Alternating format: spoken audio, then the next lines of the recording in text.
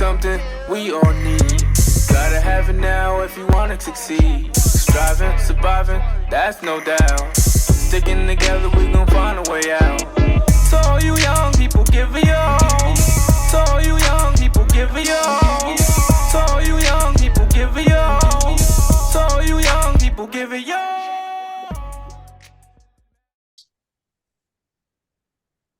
Good afternoon, the back community. Thank you as always for staying involved. Thank you for staying engaged.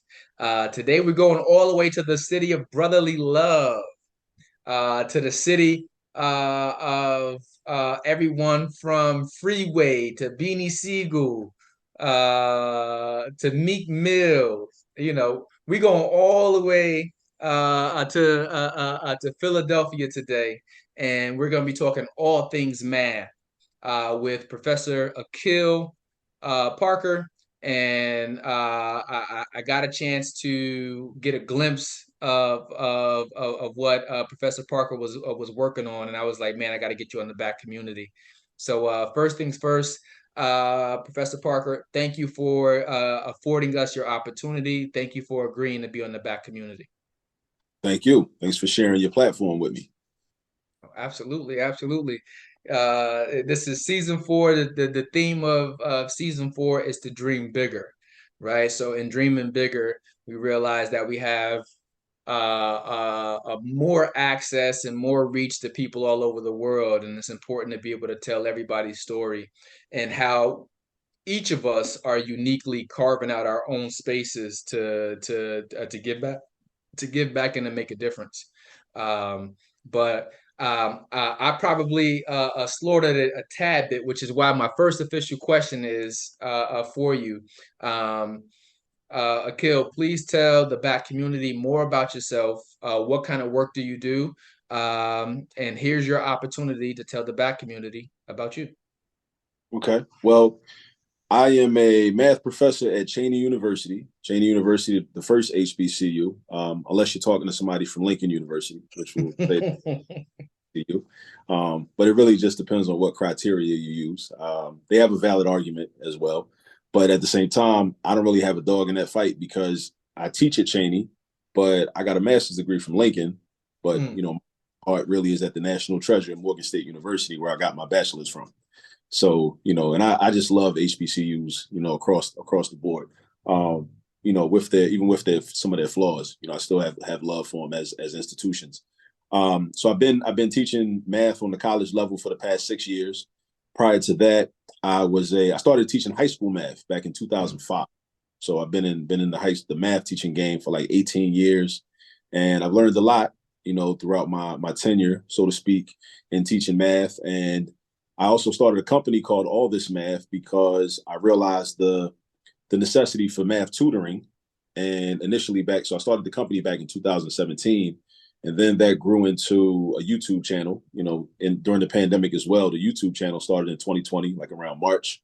And I just started putting up content, you know. So we currently have almost 600 videos. And through the YouTube channel, what I plan to do is teach math to the entire Black community, because I know we need it. And I know that math is a tool, not only a tool for being able to secure employment and gain access to certain resources, but it's really a tool of liberation, if you will, because it really enables us to understand problem solving on, you know, basic levels and also on more complex levels. I actually see mathematics and problem solving as synonymous. You know, it's really just, it's kind of like semantics, really, you know, because we can replace mathematics with problem solving.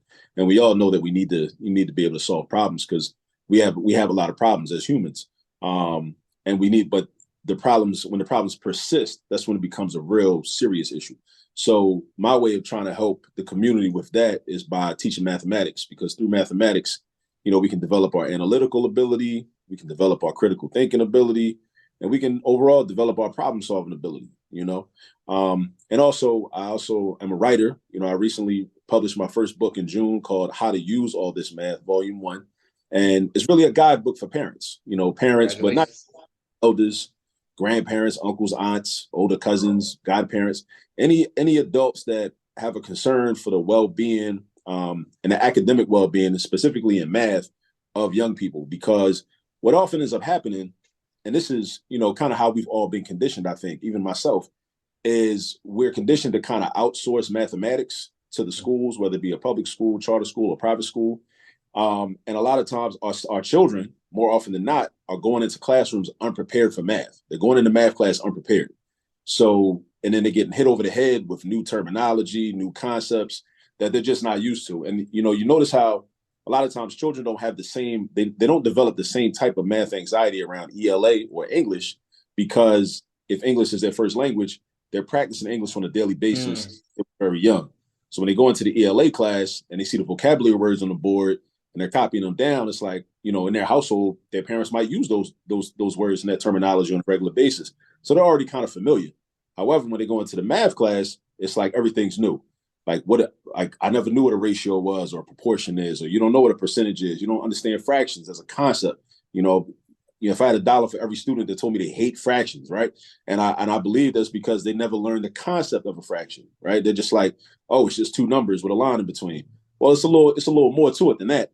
And a lot of times that may not have ever been explained to them. So what the book does is I'm taking everyday activities, going to the store, running errands, going in the kitchen, grabbing stuff, getting a snack or whatever, and just showing how we can leverage those everyday activities into arithmetic lessons and algebra lessons. And then it can be fun, it can be relaxed, it can be enjoyable, and it can be just something that you're doing, with your children, and they're in a safe space doing it. So even if they go to a school where it might not be, that math class might not be that safe, or it might be kind of a hostile environment for to a certain degree and for different reasons, at least if they're already familiar with a lot of the content, then that space can be more of a space of practice as opposed to a space of primary education. Because when you go into a space and you're expecting primary education, then there's a certain level of vulnerability that's required in order for that to happen. And if I don't feel safe in a space, then I'm not going to want to be vulnerable. So I'm not even going to be really open to even allowing you to teach me, especially if I think I think you as the teacher, you might not like me, or maybe I don't like you, or maybe it's like 25 people in the class and I'm not as assertive as I need to be in terms of raising my hand, asking questions. So what I'm saying is I want to enable our families and our communities to be able to have a resource where we can say, okay, I can prepare you for unit conversions. I can prepare you for, ratios, proportions, fractions, and all these types of things. So when you go into school, if you go to a school and you're not homeschooled, then it's like, okay, most of the stuff that you're going to see, you'll at least have some familiarity with it and you'll be more comfortable. You might not still fully understand it in the household, but at least you're not seeing it for the first time and feeling like blindsided. So that's what the book is about. And yeah, like I said, I want to teach math to the entire Black community, and I want people to know about the YouTube channel. I want parents to know about the YouTube channel, because I want parents to be able to understand some of the math and the new math methods, so they'll be able to provide homework help. Because I've responded to a lot of the complaints and concerns a lot of parents have about not understanding a lot of the homework assignments that are being sent home, and it's understandable. And actually, quiet as it's kept, a lot of the teachers don't understand the new math. So they don't really have a deep understanding of it themselves. So it becomes even more difficult. They're kind of like a lot of us are, well, it's not really us, but a lot of them are in the classroom, learning how to fly the plane, while they're in the cockpit, while they're in there. So yeah, so I definitely just want our people to just be able to get a hold on mathematics, and I'm trying to remove math as an obstacle and remove math as one of our challenges. Because, like I said, we got 99 problems, and I don't want math to be one. I like it. I like it. And I like the fact that you said you take everyday scenarios that we commonly see in our own household, and you use those scenarios as a way of teaching the practicality behind these actual lessons. And the way that you're doing it, one, I like that you said that you're exposing, or the goal is to expose students to math much earlier than waiting until they actually get into school. And I really love that you said that, because their interaction with it, I always say in life, exposure and consistency are the two most important ingredients baked into almost anything, especially for young adults.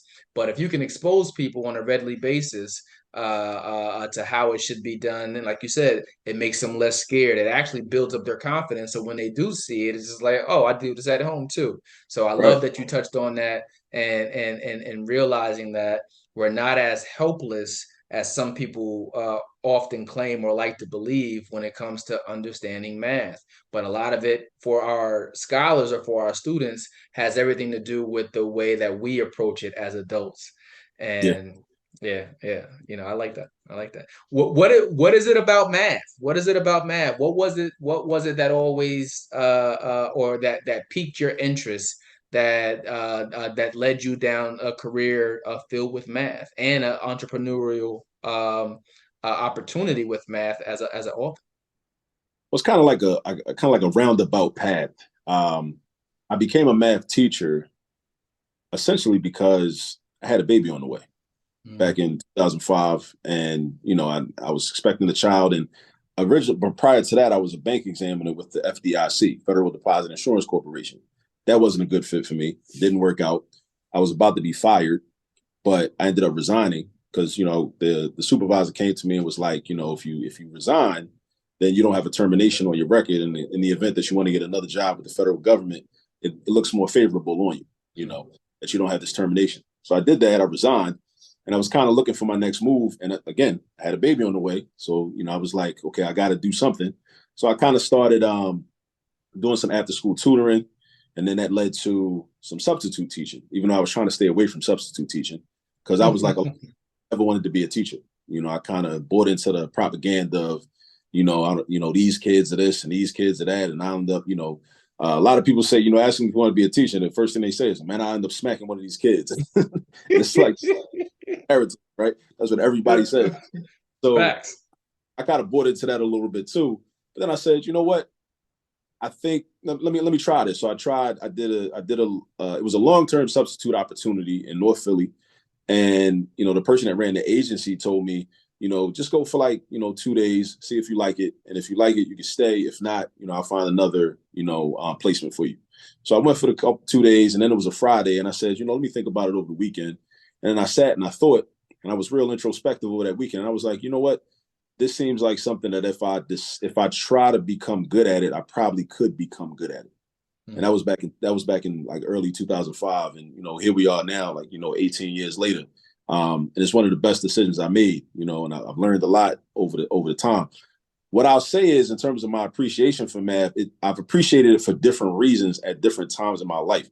When I was young, I was one of the, smarty-arty kids that, was known for getting good grades and everything. So I liked that type of attention, like from my family, from my friends and my peer group, being known as that person. And math to me was real, like I had a good procedural understanding of math, right? I didn't have a conceptual understanding. I didn't really know that until I got older and I started teaching. But yeah, like I could memorize formulas, understand algorithms, recognize steps and processes, and then just be able to get to the right answer. And in many ways, when I was young, math reminded me of playing video games, because video games is very similar because, you're trying to beat the level. You just figure out the pattern. You figure out the pattern. Okay, this guy jumps out at this angle every time he shoots. Okay, all I got to do, like if I'm playing like Shinobi or something, I remember playing Shinobi back. Yeah. All I got to do, I get to jump up on the roof, duck down. The guy's gonna throw the star, then you jump over and kill him with the sword. Boom, and then you memorize that. You memorize those processes. Math was the same way. I see an equation. I'm like, okay, when the equation looks like this is what I got to do. These are the 3 steps. Boom, I get to the answer. And if it looks like this is what I got to do. I do these 3 steps, get to the answer. So it was like the same thing. So, but again, I had some learning gaps because I didn't understand why it worked. So I didn't really understand concepts, the conceptual. I didn't have the conceptual understanding. I lacked that heavily. And that kind of crept up on me sometimes, and kind of caught me slipping and knocked me over a little bit. But I'm still able to persist. So through my K through 12 experience, I had very strong math grades overall, even though I did have excuse me, a couple of rough patches. Wasn't until so I liked the math, but I didn't really love it. It was kind of just something to do, like a means to an end type thing. I became a teacher years later, and then, I'm teaching, but I still have a procedural understanding, and I'm passing that on to my students early in my career. As years go on, and then even when probably really in the last 5 years, when I started all this math and I started tutoring, And I started to also teach on the college level, and I'm teaching math methods courses to education majors. Then I'm forced to really understand and develop a conceptual understanding of math. So then I'm like, I'm always having these moments where I'm like, oh, that's why that works. Oh, that's why that works. Oh, whenever you do this, oh, okay, so that's why this works, and that's why that formula works, and that's why that makes sense. Then I start to develop a love for it because I'm like, whoa, this really makes sense. This actually is kind of fun. And I think back on like times when like I didn't have like that much of a appreciation or love for math. And I think it was because I lacked the conceptual understanding. I knew the procedures, I knew how to get to the answer, but I didn't really have like, I guess, a close relationship with math because I didn't understand much about it. I just knew it kind of on a superficial level, kind of like, I guess, like when you're dating somebody and you don't really like them like that, but you kind of like, you kind of just have like a casual relationship with them. Like they're cool. You don't really know them like that, but then like somebody like, you fall in love with, you get to really know them as a person. You want to know all the intimate details. Yeah, exactly. So like, so now that's the relationship I got with math. Now I used to have a casual relationship with math when I was younger.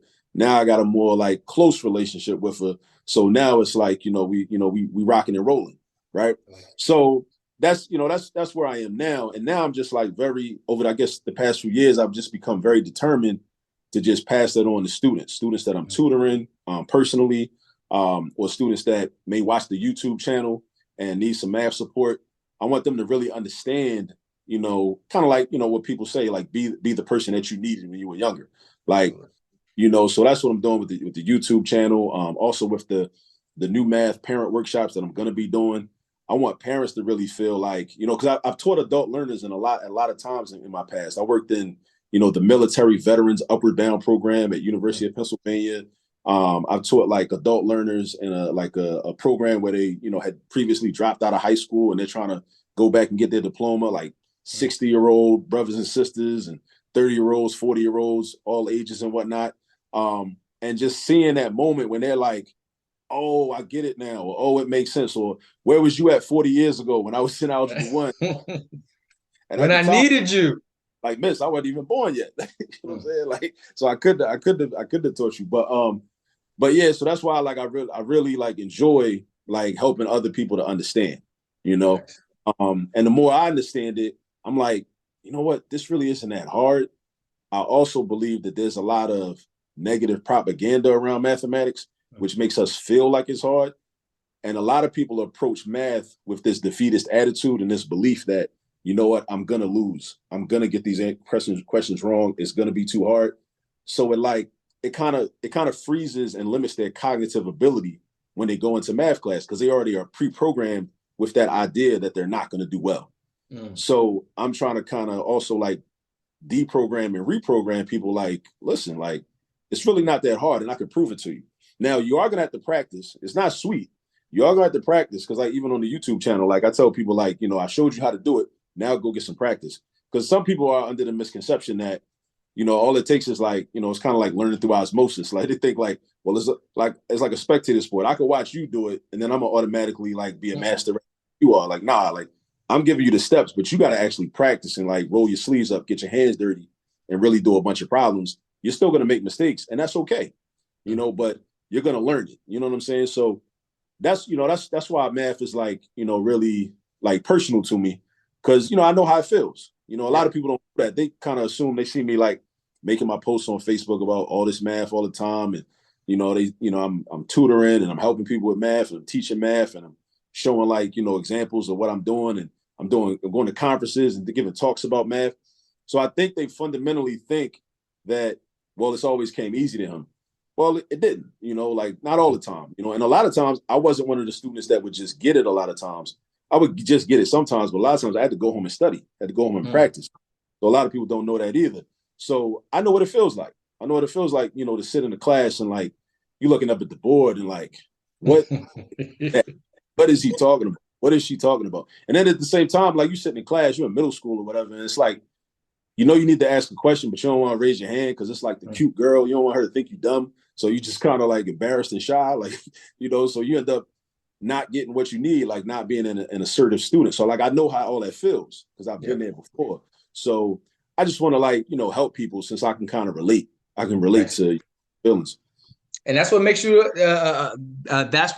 an effective teacher. And I say that to everybody. It's just like it'll be those embarrassing things, it'll be those embarrassing moments that when we learn how to tap into them, they end up becoming our superpower. Right. But so many times it's just like, oh, I'm afraid to tell that story, or I'm afraid to relive that experience. But really, when we tap into it, it's what makes us great at what we're doing. Like math was, I would be one of those people that had the negative relationship with math. Like, oh man, here this come. I didn't have that type of relationship with English. I didn't have that with history or whatever. But I almost didn't graduate high school because of math. On top of the fact I got kicked out of high school, but before that, it was a math A Regents exams in New York State, and I Right. had taken this exam so many different times. I'm just like, man. But so because my relationship with math, it was off. And a lot of it had to do with the fact that I had mentally told myself that I couldn't do it. And then I wasn't giving myself any time to go ahead and really learn it. I was busy running the streets. And when I got kicked out of school midway through my senior year in high school, was probably one of the best things that ever could have happened to me, because it forced me to sit down.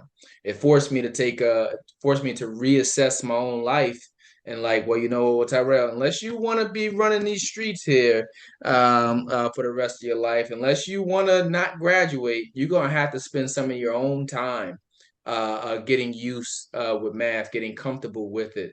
And shout out to my old math teacher, Mr. Benson. But he used to always try to break down math to me and say, Tyrell, it's a formula.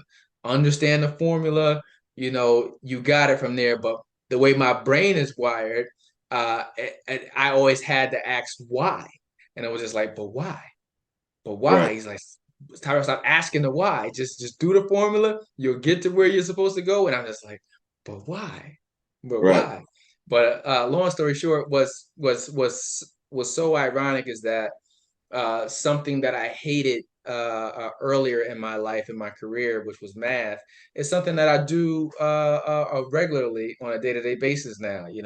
I think we're Yeah. looking at like a $261 million budget right now in my job, and looking at those numbers and trying to make cuts and stuff like that. And I teach financial literacy, which is all about numbers, more so about behavior with money than it is numbers. But it's about understanding your numbers, and how those numbers affect you and will kill you ultimately if you don't know how to budget. Right.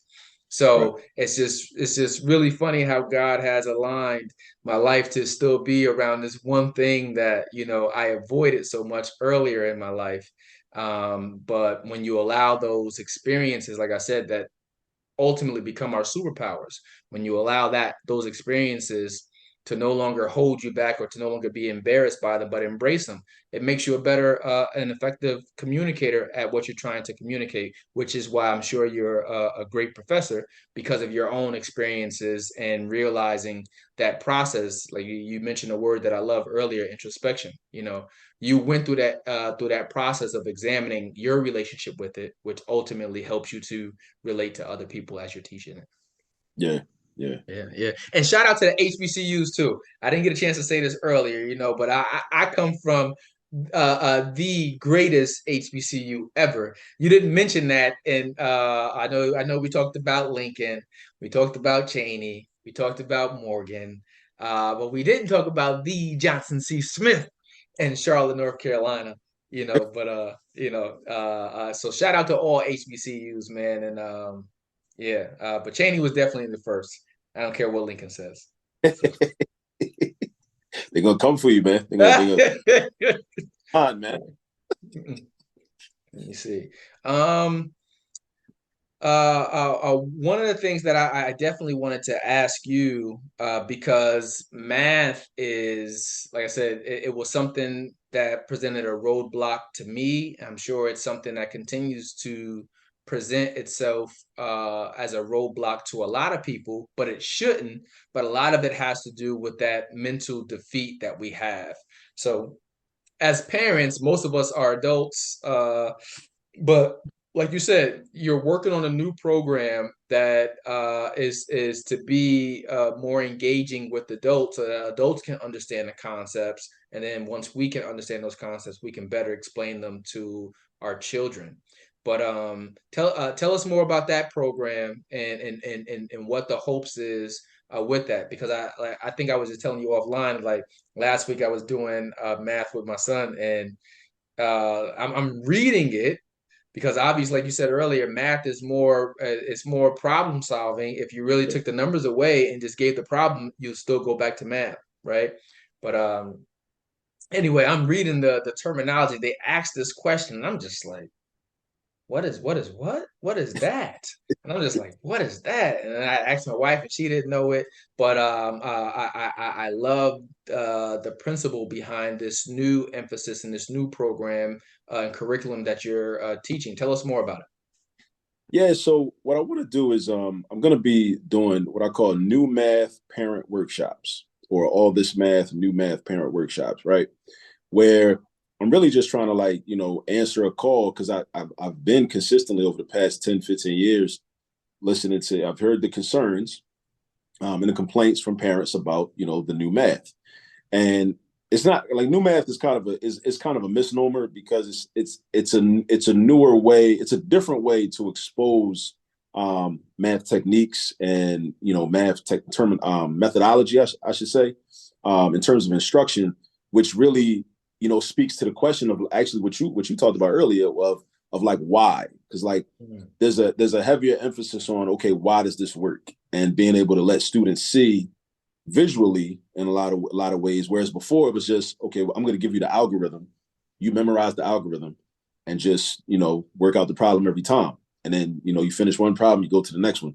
Whereas now students are kind of being challenged to kind of see conceptually, develop a conceptual understanding, for the mathematics. Different parents have different levels of perseverance. I think it's based on different levels of confidence that they may have. Parents that have more confidence in their ability, when they see that homework assignment and it looks crazy and looks real foreign, when they have more confidence, they're like, okay, you know what? Yeah, this looks crazy, but let me try to figure this out online and look at a YouTube video. Let me call somebody. Let me ask somebody else. Some people with less confidence will say, okay, no, I don't know this. What is this? Like, I know how to do long division. Your teacher's talking about partial quotients. What is a partial quotient? I never heard of that before in my life. They'll just shut down. So the workshops are really meant for, they're meant for all parents, of different levels of confidence, but especially the parent that has very low confidence, because I'm just trying to show them, on the one hand, like the connection between the so-called old math with the so-called new math. Because it's like, well, if you learned long division back in the day, and now your child's doing the box method of division or partial quotients, I'm going to show you like how they're directly connected and how partial quotients make sense. And I'm going to break it down for you in a very conversational way. And we're all going to be in a relaxed atmosphere. There's no test at the end. There's no, you don't got to stress, there's no exam. It's just like, we just, adults in here just trying to understand some things, trying to make sense of some stuff.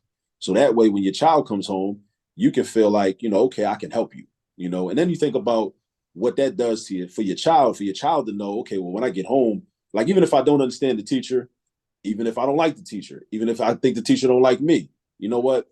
I'm gonna go talk to my mom about this. I'm gonna go talk to my dad about this, and have confidence to be able to say, yeah, my parents are gonna be able to help me with this, or my uncle, or aunt, or my grandma, my granddad, whatever. Whereas a lot of children are like, no, I can't ask nobody in my house, like, so I'm trying to address that. I'm trying to change that reality, right? Change the narrative, right? And have us kind of just, have more of us thinking like, yeah, I can help my children with their homework. I'm equipped for this, because this brother broke it down and made it make sense. And I see how, okay, all it is like, it's only different from the method that I learned 30 years ago by like this one step. Like this one step is different. And then, it's got a different name. And, to be honest, like, a lot of times you got to get a lot of teachers and, whoever, textbook editors, they come up with different names for stuff so they can justify selling more books. Because if I take the same method and I just give it a new label, now it's like, oh, now we got to sell a new book, because now we calling it this now. So we can't use the old books, even though it's the same exact method, but I just slapped a new label on it. you know. So that's, that's an economic thing. But yeah, so I just want our community to, and the adults in the community to feel more comfortable with math themselves, and really like be able to kind of work through some of their own personal educational trauma that they had from when they were young. Because something happened to a lot of us somewhere along the way. We got to a point where I don't know whether it was the teacher that yelled at us, or we got embarrassed in class, or we just were so frustrated, like in middle school or in high school, and we just shut down and gave up. You can come into these workshops and feel like, oh, okay, now I get it now. So you can kind of get back on track, because there was a disruption in your academic development and your intellectual development in terms of mathematics. So I'm trying to like help people get back on track. And also what it does is increases or kind of strengthens the familial bonds within the Black community. Because one thing I think is taken for granted, and I've been thinking about this a whole lot, in terms of like, cause and effect, that homework help time it's always been very significant. Once the homework help time ends or it's taken away, because let's say, well, in the past, if I understood the math, I might be sitting down with you for 45 minutes every evening. That's 45 minutes where we're doing math work together. But now all of a sudden, I don't know how to do the math work. So that's 45 minutes that's being subtracted from you bonding with your child, healthy and comfortable way. So then I think about like the compound effect of that over time. All that time that is lost, because homework time is not just strictly about homework. I mean, you're talking about the homework, but then you might be telling a story about something, or that might trigger a positive memory, and then you're sharing that with your child and whatnot, and y'all are getting to know each other better. But you take away the homework time, now all those opportunities are gone. I mean, of course, you're still going to interact with your child in other ways, but I'm talking about like the sum total of all of the time that's spent. So we talking about that 45 minutes, Monday through Thursday at least.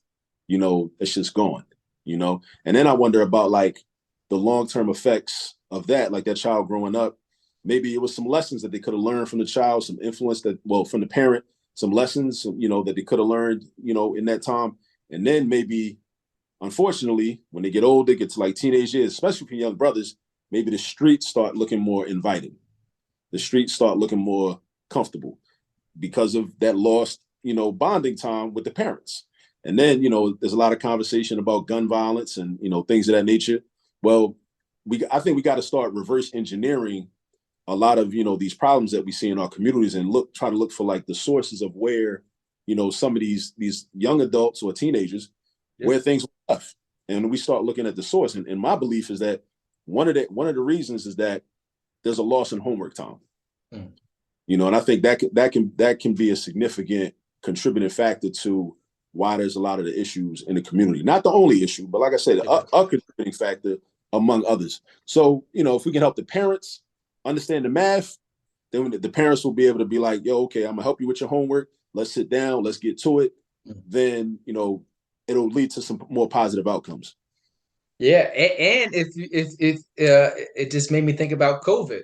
Think about when COVID happened. So for parents, we became teachers, and a lot of people didn't want to, unofficial teachers. Unofficial teachers, right? But nobody wanted that job. Everybody was just like, listen, when are we sending these kids back to school? We love you teachers so much. Oh my gosh, please, please, please, because all we really wanted you to do is to take these kids back, right? But we ended up having to learn a lot of those concepts. Like you said, there was like at some point it got severed, our relationship, or it never got repaired. Something that got injured with our relationship with math a long time ago, which ultimately still affects us as adults, just like any other problem that you don't deal with. It'll still carry around. You'll still carry it with you. You may find other ways of covering it up or not exposing it. But ultimately, I believe that what we don't learn how to do or what we don't learn how to correct, we end up sharing and passing on to our kids too, because we can't help prepare them if we don't even go back, like you said, and deal with that initial hurt, that initial teacher who told you that you're dumb, or that kid who laughed at you for getting it wrong. Deal with those things from a more healed aspect of life. to realize that your relationship is also going to affect your kids' relationship with it. And it's better for you to be able to have a healthier relationship with it to help them. So, but I think about COVID, like COVID changed the game for everything, putting us in this virtual space where, Microsoft Teams or Zoom or, all of these avenues to communicate and teach and interact are readily available now. But it also exposed a lot of areas or a lot of room where us as parents have to do a better job to be more engaged. So I love the idea of, yeah, not only is it important for the scholars, the students themselves to understand the concept, because we grew up in a time period where it was like, well, I already got what you're trying to get, so you need to pay attention, right? But really, it's just like, well, as a parent, I have to understand what it is that you're going through and what you're learning, so that way I can help you to go through it, and we end up going through it together. My kid, that same problem I said I didn't know the answer to, my son ended up breaking it down to me in a way that I was able to get it, right? And Yeah. that's another thing that myth that we need to get rid of. It's like, you're not supposed to learn from your kids. But listen, when I don't know something, I very easily tell my kids, listen, I don't know. And I said, Yeah. but we're going to look it up together. We can go to YouTube or whatever, because it helps them when they are up against something that they don't know, to realize, well, daddy always tells me that, he doesn't know something when he doesn't know it. He knows what he knows, but if he doesn't know it, he'll tell me.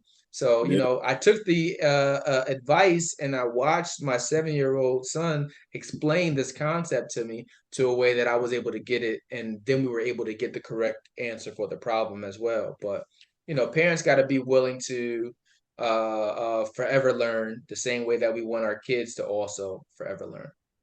Yeah. And it was a Yeah. team effort. I like that. I like that. Listen, team effort. I ain't got, listen, Yeah. I go to my kids all the time. Hey, how do you do that? Especially So, with the and I ask my children all the time the technology, like this, because I don't think iPhone even makes instruction manuals, like, so it's just like you got to just find it out. Like the youth be knowing, they be knowing stuff. they I be can knowing. on the iPhone calculator where you can like delete digits by just swiping. And then I'm thinking, like, I go into my class, my students at Cheney, they're like 18, 19 years old. I'm like, oh, did y'all know about this? They like, yeah, we've been through that. I'm like, yeah, as old people, we won't be finding out about stuff till it's late. Absolutely not. Well, let me see, man. I know we've been doing all things math thus far, but I'm gonna break us up a tad bit, and I actually just want to involve you in what's called rapid fire. So Okay. 60 seconds of questions, which is going to allow me to engage with you and allow our audience to get to know Akil better, Professor Parker better, as opposed to just the professional side of you. So would you indulge me in 60 seconds of rapid fire? Definitely. All I'm right, all all for it. right. Here for Let it. me see. All Yeah. right. First question for you is, what is the best place to get a cheesesteak in Philadelphia? Man, that's a good question. So I haven't been to every place in Philly, but I say out of the places I've been, probably I'm gonna go with Max's on Broad and Erie. Okay. Yeah. All right. Like, not the tourist traps that they always mention in the. Delisandro's. Is it So I've Delisandro? heard great things about Delisandro's. I haven't got a cheesesteak from there ever, Whew. but I've heard people have Yeah. highly recommended. Listen, man. Let me be quiet. Our favorite musical group. I'm a music head. Tell me, I can learn a lot about a person from music. Who's your favorite musical group? A group, so it'd probably be a rap group, and if it's a rap group, it's probably gonna be. This is kind of unfair because there's so many of them, but probably Wu-Tang. I knew you was gonna say Wu-Tang. I knew you was gonna say Wu-Tang. But it's like, it feels like it's unfair because I don't know of any other groups that had that many members. So it's like, it's difficult to like compare them to like, a Tribe Called Quest or even the Locks or um yeah, but I gotta go Wu-Tang if it's a group. I'm gonna just, that's like money for me. Okay. Shout out to the Wu. What is your greatest fear? Greatest fear.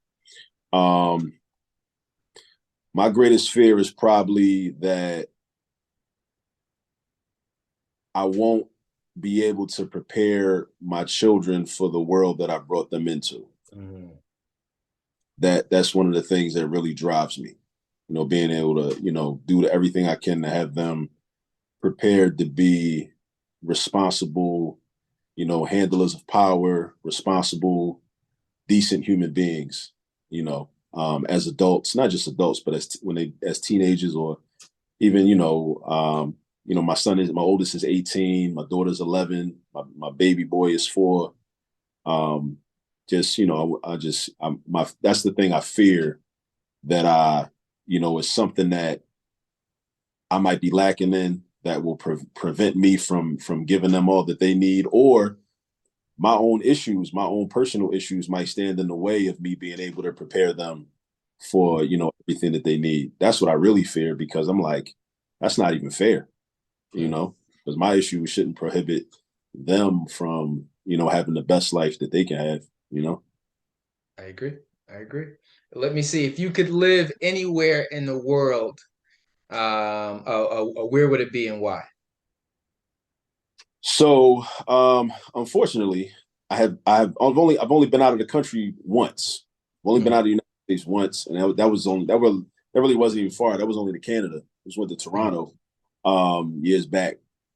I would probably say the continent of Africa. Not sure which country or which city in which country.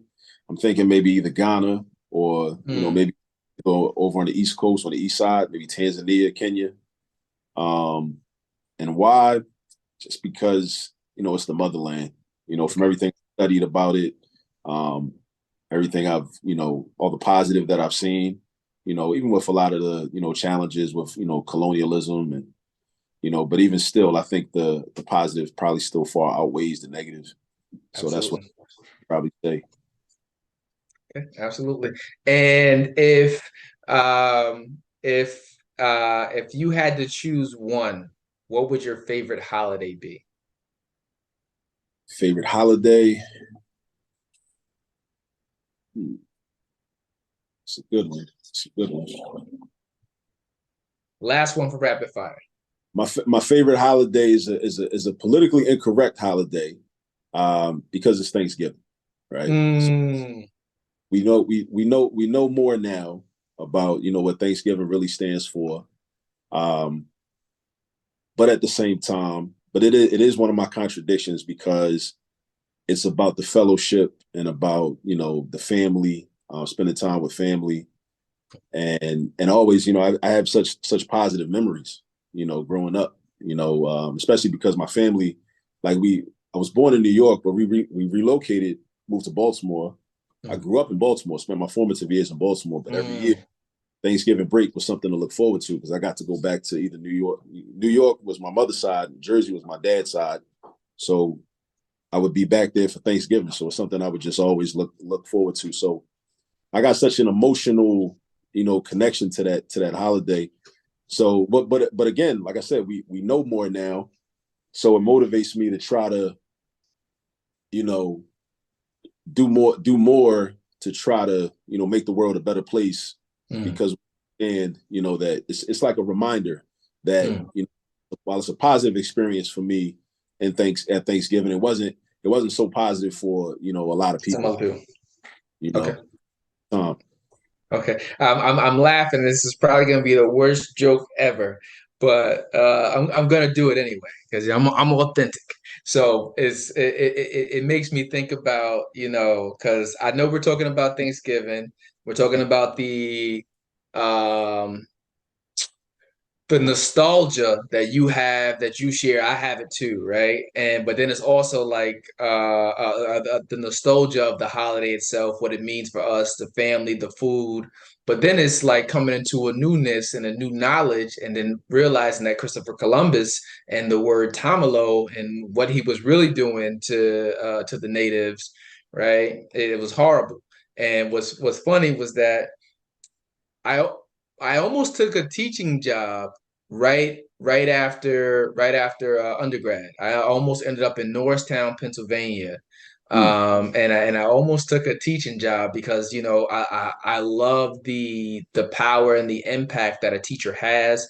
I don't like the teacher's salary, but I love the power and the impact that a teacher has. And the first course that the you know, you have to do put a curriculum together, and they want to see your involvement. And I talked about Christopher Columbus and realizing and just doing a deep dive on that just to do the presentation. I was just like, man, it's just like they did not teach us this.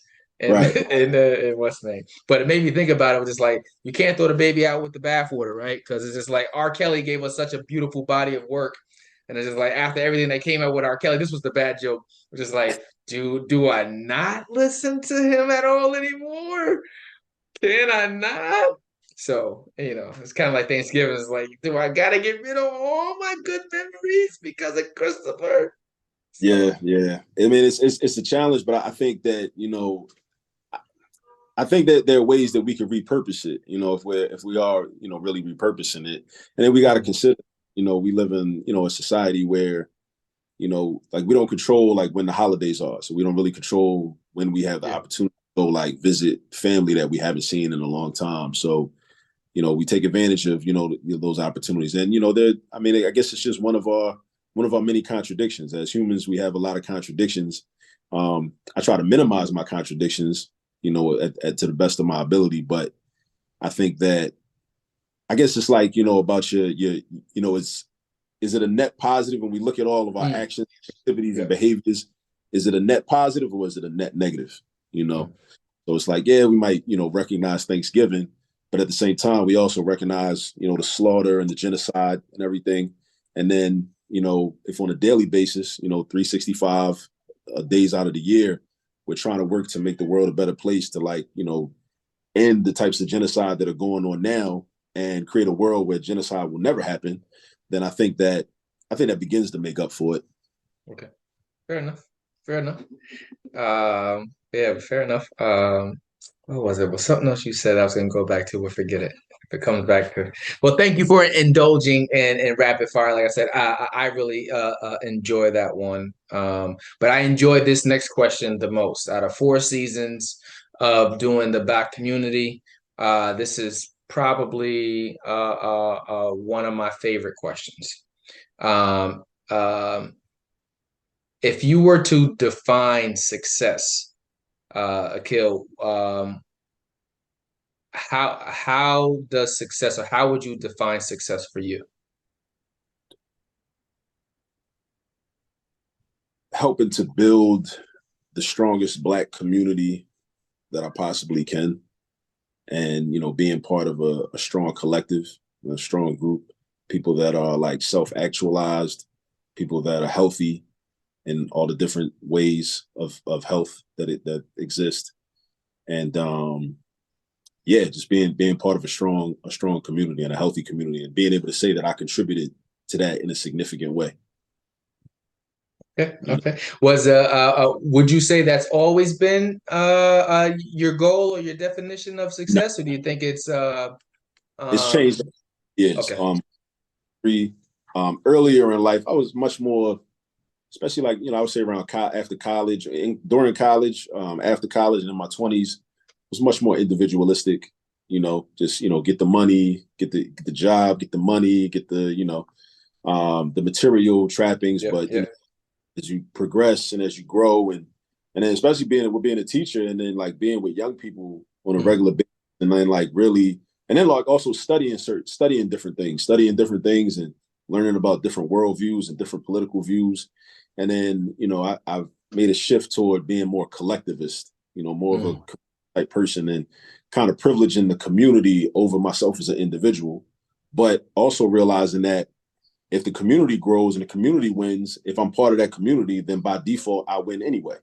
As a other route, and saying, well, I think some people, like, they don't believe the community can win. So they just say, well, I got to look out for me and me and my immediate circle. And that's it. And I understand, you know, how a person can get to that way of thinking. But yeah, I just have more confidence. I just have more confidence that, you know, we can win as a group.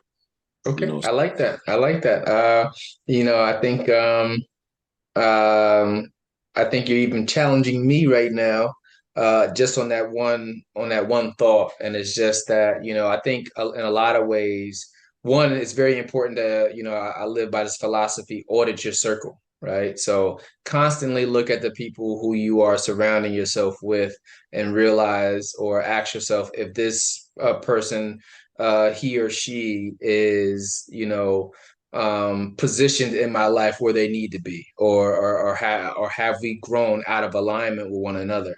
And to mhm, be able to have the ability to audit your circle is very important, because your circle and the people that you keep yourself around ultimately can help to build you up, or to build you, or to break you down, right? Or what I mean, to not encourage you to aspire to be all that you can be. So, you want to look at it from a macro level and say, I want us all to win, right? What did Issa Rae say? Was that Issa Rae? I'm rooting for everybody black, right? I want us right. all to win. But the reality is that, everybody's not going to be able to win with you. Yeah. And I live by quality over quantity. And Mhm. I realized that aligning myself with like-minded individuals, like you said earlier, that believe similar things, and have a view towards progress is very important, because everyone doesn't share it. And I'm okay realizing that everyone doesn't share it. And now, where I'm at now, being 40, I realized that earlier in my life, I had a philosophy of I'm trying to save everybody, right? But then I've also realized that, sometimes you want it more for other people than they want it for themselves. Yeah. I mean, I agree with that too. Because one of the things I heard Beanie Siegel say on an interview, might have been Drink Champs. He said, one of the most important things he's learned, throughout his career as a rapper is that everybody can't go. Hmm. And that could be hard. That could be hard because, like, you want everybody to go, and then you got to realize that, like, everybody don't really want to go.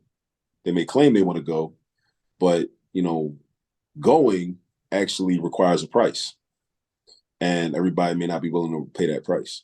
So you can help them, but they'll let you know pretty easily if they really want to go. Hmm. So yeah. Nice. Nice. And let me see, man. So you are Professor Parker, you are dad, you Mhm. are author, you are entrepreneur.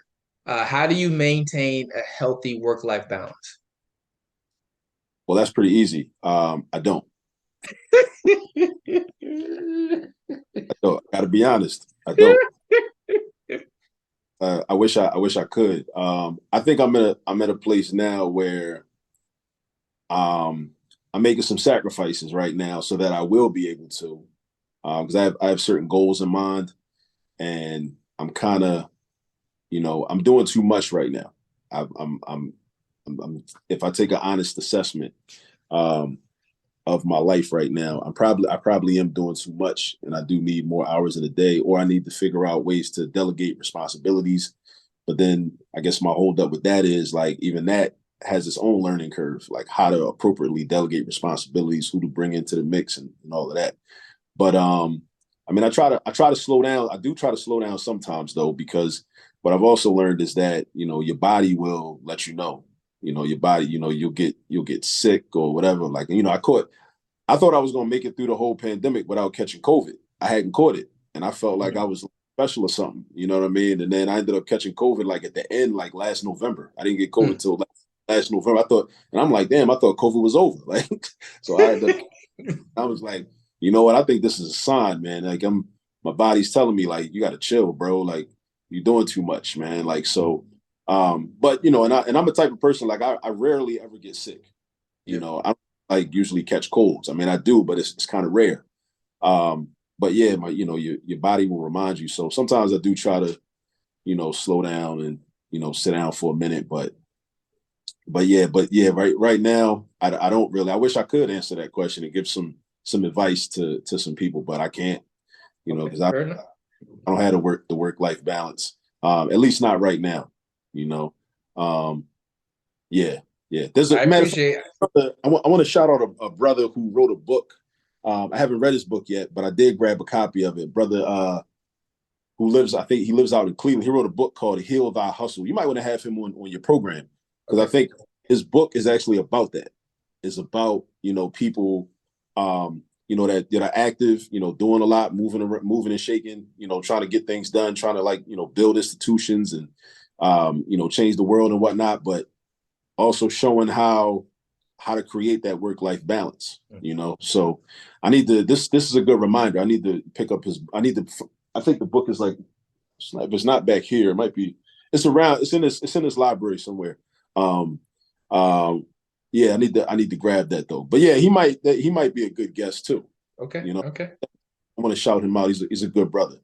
All right, all right. Listen, well, definitely at him on this post. Once I get it out to the world, or either send it to me. But I always take recommendations, especially if it comes from a current guest. Yeah, yeah. Yep. Let me see, man. I got two more questions for you. I'm gonna let you go, Kill. All right. What about your life's path are you most proud of? Um, my ability to circle back. I think like when I was born, I was born to parents that were like in the 1980s, early 1980s. They were, young, and they were, into Black nationalism and Pan-Africanism, and they had certain values that they, attempted to instill in me. And even though I think around my teenage years and early 20s, I kind of strayed away from that, and I was able to come back to it because that foundation was still there. So, I'm just kind of like, I guess what do they say, like the prodigal son has returned, that type of thing. So, because the foundation was there when I got older, and then I started getting around certain elders and started getting exposed to certain information, I guess it felt right and it felt comfortable. And it was like, yeah, I need to kind of get back on this path because that's kind of, what was kind of instilled in me like from birth. So I'm thankful that, my parents were able to, instill those values and those ideas and that worldview like within me, and it's really influenced me to, influence everything that I do, and like, the work I do with math, and just, realizing that, how important education is in terms of liberation and achieving liberation, and math being such an integral part of the overall education landscape. It's really a political, approach, to education and how I view math. So yeah, I'm very, very thankful for that. Okay, okay. And my last official question for you on the back community is going to be this. I read all of the time, so I've been enjoying just looking at your library back there. But I think successful people end up identifying other successful people, and then they also try to pick apart what makes that person successful, right? I think that most successful people have a core strength of characteristics that they all display. Obviously, it's going to show up differently for different people, but um, I say that to ask who motivates you? Like, who are you listening to currently? What are you currently reading? What are you currently listening to? And the reason why I ask is because I think it's equally important to understand what fuels you as you continue to fuel your students and the parents and the communities that you're working with. So, what are you listening to? Or who are you listening to? Or who do you recommend that we check out? Well, actually, today, since you asked, on my way to work, that's the only thing. So the only thing I dislike, well, I guess I like it too, about teaching at Cheney is my commute, because I live in North Philly, and Cheney is about an hour away from Philly. So in that time, I end up, doing my drive time university thing. Today I was listening to some Amos Wilson, by the late Amos Wilson, African-centered psychologist, author, wrote several books. Um, Blueprint for Black Power, Developmental Psychology of the Black Child, Awakening the African Genius of Children, Black Male Adolescent Violence, different books, that really speak to from a psychological level, from a psychological perspective, our condition, as a people, but also looking at it, like you say, on a macro level, and understanding like how our experience from enslavement, from Jim Crow, and all of these types of things have also affected our psyche. So I was listening to him today. Actually, currently reading a book about the Republic of New Africa. A political movement. If anybody listening, a political movement that was meant to kind of like in lieu of relocating and leaving the United States, a group of people got together and said, in a, I guess, as a type of reparations, we as Black people should be given 5 states in the Southeast United States, and we just live there and benefit from the land, and basically just create a nation within a nation. And it's just real fascinating stuff.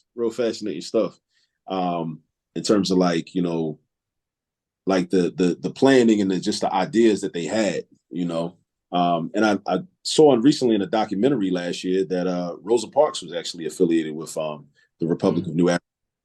Some of their thoughts, and Chokwe Lumumba, who was originally from Detroit, but was the mayor of Jackson, Mississippi before he passed away, and now his son Antar Chokwe Lumumba is the mayor of Jackson, Mississippi now. And I'm pretty sure that a lot of the challenges that the Black community in Jackson, Mississippi has had for many years are due to, Black people trying to, organize and work independently and gain land, a land base, in Mississippi, namely, because Mississippi was, America's America, but, and, like Malcolm said, like, well, if you're south of the Canadian border, you're south.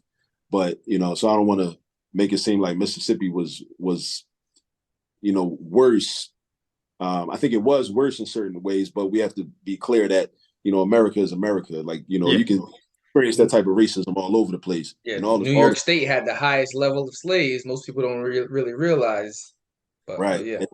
And New Jersey was the last state to like ratify the 13th Amendment, I think, or something like that. So all these things, like, I didn't know when I was a child because, watching television and growing up, you kind of get this propaganda that like, the North is where the good white people are and the South is where the bad white people are. And, you should be thankful to just be up North, and then you realize like, wait, well, I'm here and, I'm in Baltimore, and that's not really a northern state, but it's right below the Mason-Dixon line. But this white man just called me the N-word.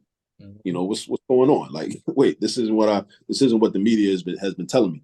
But yeah, so I just been studying, Republic of New Africa recently, and but a lot of things before that. I guess simultaneously, because I didn't finish this book yet, I was reading the PayPal Wars. Because I was somebody about what's his name, the guy that founded PayPal. So Elon Musk didn't found PayPal. He founded another company that was actually trying to do the same thing. They ended up merging companies, and then because some creative differences, they kicked Elon out.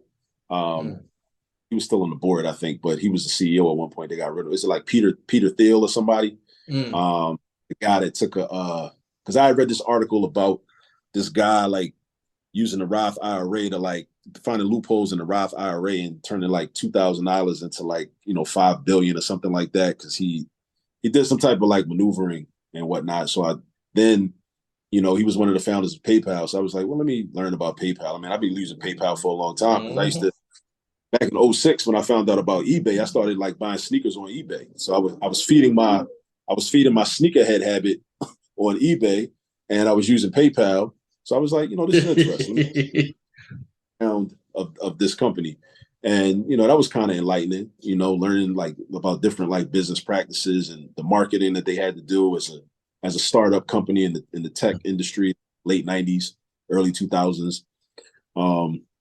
So yeah, those are just two random books that I just okay. But I'm usually like on YouTube listening to a lot of like African centered scholars, and just trying to learn their perspectives, because it's like it's not mainstream. So anything that's not mainstream, I'm always trying to like study and learn about that, because I'm also trying to figure out well, why is it that this is not mainstream? You know. Mm. Okay. And I got a shout out to Asada Shakur, and I know we were just talking Yeah. about everything from Mississippi to New York, and then how when New Jersey decided to join. But whenever I'm on the Jersey Turnpike, I always think about Asada Shakur, right? And and reading her book, it's one of the things that always stood out to me, just like understanding the racist history and understanding the racist history in New Jersey. So when I was gonna make sure I came back away because your sweater is too dope to not highlight it. So, but that was a great point right there where we were just talking about how America is America, right? And it has its historical pockets and racist history in all of these different branches, whether you're in the North or in the South. But dope sweater. Appreciate it, man. Appreciate it. Yeah. How can my audience find you?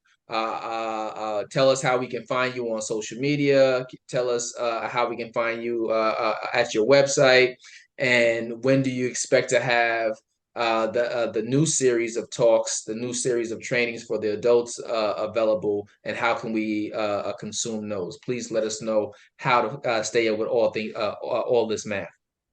So on the social media platforms, on Instagram, on TikTok, on Facebook, I have a Twitter account, but I don't use it that often. It's All This Math, so at All This Math. We also have a website, allthismath.com. The book is available on Amazon currently. So the book, How to Use All This Math, Volume 1, you see that's supposed to be my daughter, Asada. She's in a lot of my videos because I'm also modeling for parents, that, this is how you can teach your own child. And, I'm a math professor and a math teacher, but primarily I'm a father. I'm a father first, right? Before I'm even, a professor or a teacher in the public sphere. Within my own household, I'm a father. So this is available on Amazon, How to Use All This Math, Volume 1. And the new math parent workshops, I'm currently partnering with like organizations and schools. So it'll be in service of their parents, but I want to I'm still trying to work out like how I can just open it up to, the public, what the best way to do that would be, what makes the most sense. So yeah, but definitely like stay on the lookout, like keep in touch on social media, follow what we're doing, at All This Math. Also on Facebook, my government name, Akil Parker, and also on Instagram, Akil_Latif. So Akil _ on Instagram. Those are the personal pages, but a lot of my math content is on it because, I'm all this math all day. So, I'm usually, even if it's, I'm always trying to find like, math connections and like, math relationships to, even popular culture things or, other stuff that's going on in the world. Cause it really is like, math is, the language of the universe. So it only makes sense that, anything that we experience as human beings, there's a math connection to it some kind of way. If you just got to be able to see it. Absolutely. Culturally relevant learning. Mm-hmm. Akil, I can't thank you enough. And I just learned your daughter's name, which is even more dope because we were talking about Asada Shakur, but I heard you drop a little nugget in there. That was even dope. That was dope by itself. But I can't thank you enough for affording me your time. Thank you for being on the back community.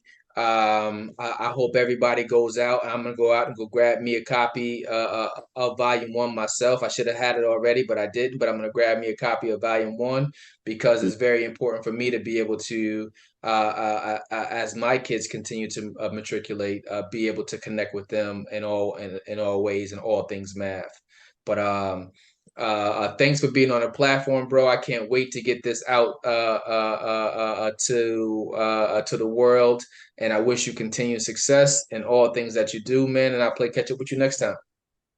Thanks, bro. Good to meet you. Good to sit here and chop it up with you, man. Likewise, man. Have a good day. You too, brother. Peace. Peace. Keep climbing up the ladder.